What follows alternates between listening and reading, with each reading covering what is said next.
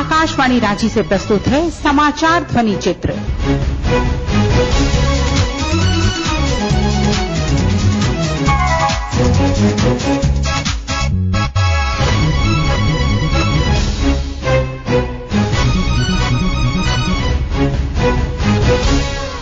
इस अंक में मंत्रिपरिषद की बैठक, तेजस्विनी परियोजना और पर्यावरण सुरक्षा। मुख्यमंत्री हेमंत सोरेन की अध्यक्षता में पिछले बुधवार को राज्य मंत्रिपरिषद की बैठक हुई, जिसमें 40 प्रस्तावों को मंजूरी दी गई।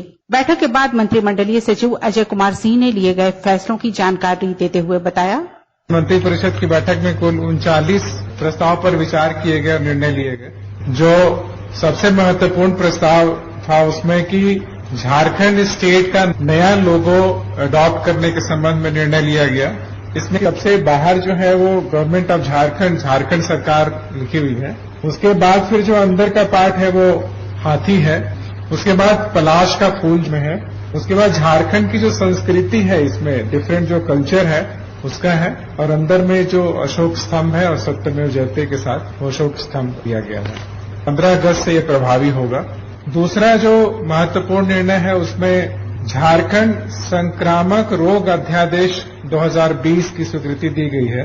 जो अभी देख रहे हैं कि हम लोग का कोविड-19 के चलते जो राज्य सरकार के आदेश निर्गत किए गए हैं और उन सभी आदेशों का यदि पालन नहीं हो पाता, जैसे कि मास्क लगाना हुआ या फिर आपको बंद करने का आदेश है, एक जगह पे ज्यादा लोग खड़े नहीं हो सकते उसका आदेश है, दुकान को एक तरीके से संचालित करना, ऑफिस को संचालित करना, तो ये सबके संबंध में यदि कोई उल्लंघन होता है राज्य सरकार के आदेश का, तो अभी ऐसा कोई एक्ट नहीं है, ऐसा कोई रूल नहीं है जिसके तहत कि संबंधित लोगों पे कार्रवाई हो सकता है। तो इसीलिए अध्यादेश लाया गया है ताकि ऐसे लोग जो कि महामारी को देखते हुए राज्य सरकार के आदेश का यदि उल्लंघन करते हैं तो उनपे नियमानुसार कार्रवाई की जा सकेगी। और इसमें ये है कि जो प्रावधान का उल्लंघन करता है उसमें 2 वर्षों तक का सजा है उसमें देने का, और 1 लाख रुपए तक का जो फाइन है वो किया जा सकता है।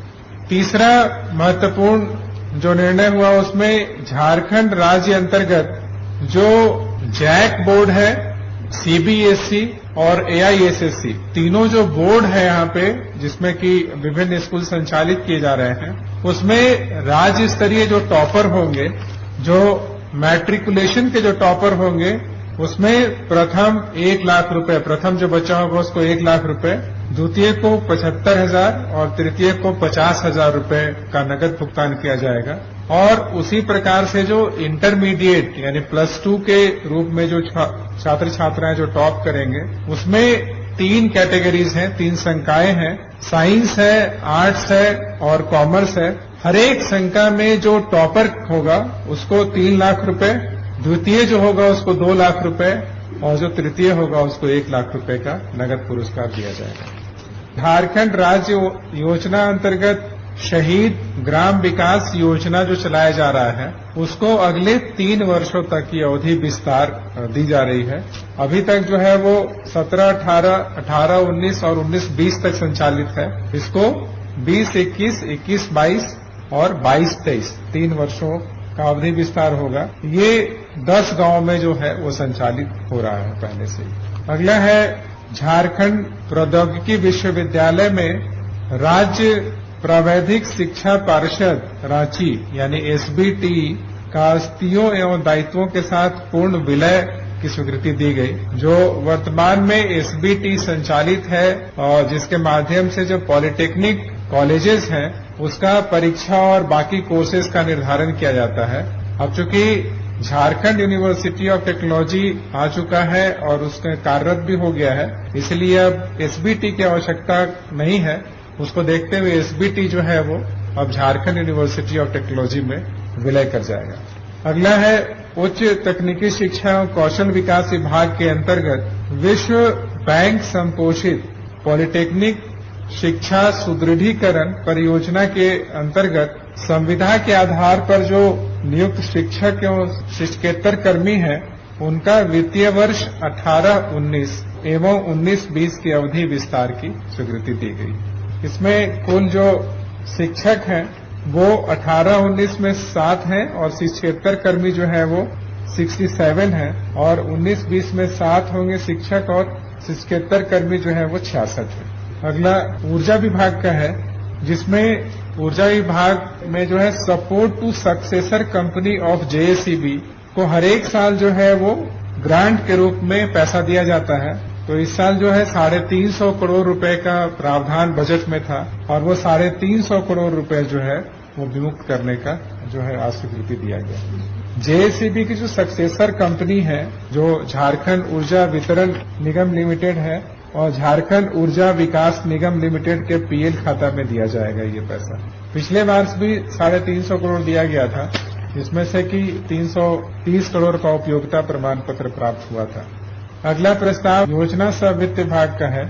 इसमें झारखंड राज्य के स्वास्थ्य, चिकित्सा, शिक्षा एवं परिवार कल्याण विभाग के अधीन कार्यरत चिकित्सकों, जिसमें कि शैक्षणिक, गैर शैक्षणिक एवं दंत चिकित्सक संवर्ग हैं, को गतिशील सुनिश्चित वृत्ति उन्नयन योजना यानी कि डायनेमिक एश्योर्ड कैरियर प्रोग्रेशन की स्वीकृति हेतु वांछित अर्हता विलंब से प्राप्त करने की स्थिति में डीएसीपी की अनुमान्यता के संबंध में उसको स्वीकृति दिया गया कि विलंब से भी प्राप्त करेंगे तो उनको यह लाभ दिया जा सकेगा।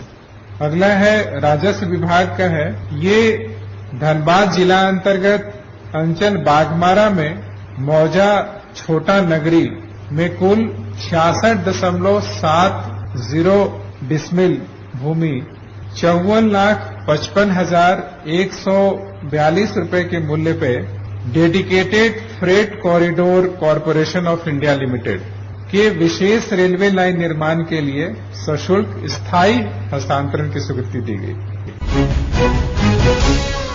जामताड़ा जिले में तेजस्विनी परियोजना के तहत किशोरियों और युवतियों को प्रशिक्षण देकर जागरूक, स्वावलंबी और सामाजिक स्तर पर सशक्त बनाने का प्रयास किया जा रहा है।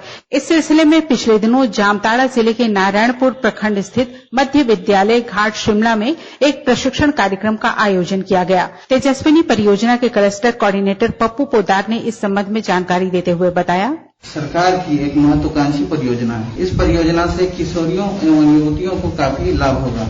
इस परियोजना का मुख्य उद्देश्य है किशोरी एवं युवतियों को सामाजिक व आर्थिक रूप से सशक्त बनाना। इसी निमित्त यह 7 दिवसीय उन्मुखीकरण प्रशिक्षण का आयोजन किया गया। झारखंड में किशोरी व युवती को जो 14 से 24 आयु वर्ग की है वो स्वतंत्र रूप से नहीं है। उन्हें समाज में छूट नहीं दी गई है कि वो अपने मर्जी से कहीं भी आ जा सके। उन्हें उच्च शिक्षा ग्रहण करने के लिए भी बाहर नहीं भेजा जाता, इस कारण वो विद्यालय परित्याग कर देती है। इन सब समस्याओं के समाधान के लिए तेजस्विनी परियोजना लाया गया है। आप सभी इससे जुड़े।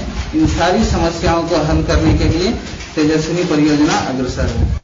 कार्यक्रम में उपस्थित छात्राओं ने अपनी खुशी जाहिर करते हुए कहा कि सरकार की कल्याणकारी योजनाओं का लाभ लेकर किशोरियां अब आर्थिक रूप से सबल बनने में सफल होंगी। एक तेजस्विनी क्लब का निर्माण किया गया है। हमारे इस क्लब का नाम है तेजस्विनी क्लब घाटी शिमला 1। किशोरी एवं युवतियों को विकास में बाधा डालने वाले मुख्य कारण है, जैसे बेरोजगारी, विद्यालय छोड़ना, कम उम्र में विवाह करना, घरेलू हिंसा, कम उम्र में मां बनना और भी सारे ऐसे बहुत बाधाएं हैं जो हमारे बीच में आती है। मेरा नाम कल्याणी कुमारी मंडल, गांव सबनपुर। मुझे जानकारी मिला कि हमारे राज्य में बहुत अशिक्षित लड़कियां हैं। तेजस्विनी परियोजना का मुख्य उद्देश्य है 14 से 24 साल की किशोरी एवं महिलाओं को आर्थिक एवं सामाजिक रूप से सशक्त बनाना। कुमारी है, मैं क्लस्टर अधिकारी की तेजस्विनी क्लब मालवा से हूँ। इस प्रशिक्षण से हम सीख मिलती है कि तेजस्विनी क्लब में जुड़ने से समाज के बदलाव हो सकते हैं, जैसे कि लड़कियों की कम उम्र में शादी होना और शिक्षा में बढ़ोतरी भी। कार्यक्रम के दौरान प्रशिक्षण प्राप्त करने वाली युवतियों द्वारा परियोजना से संबंधित नृत्य और गीत प्रस्तुत किया गया।